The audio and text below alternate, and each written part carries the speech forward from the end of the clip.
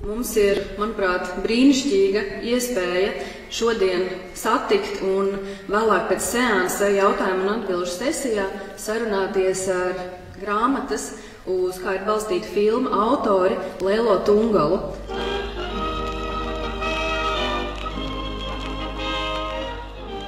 The book is about my childhood and the childhood of my generation.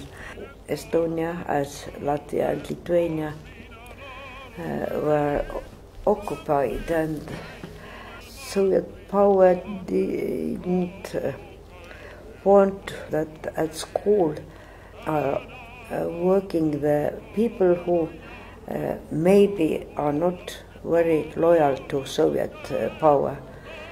And so my mother, who was in Estonian time, schoolmaster and of course an Estonian patriot, she was taken to the prisoner camp for 25 and plus 5 years.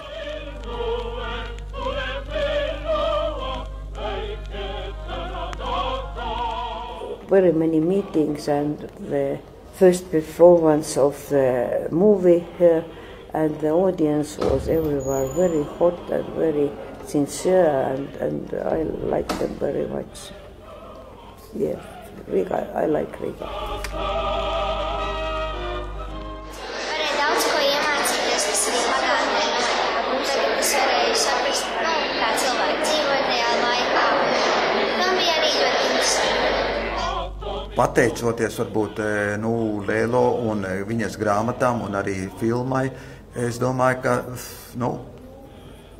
noteikti kāds procents būs vairāk, kad patiešām varbūt uzdos jautājumus. Varbūt bērns pat nesaprot, bet varbūt tas raisīs viņam uzdot jautājumu. Un tas ir pats galvenais, ja par literatūru var paprasīt, jo literatūra būtībā ir jautājums. Ja tur nav jautājumu, tad arī nav literatūra.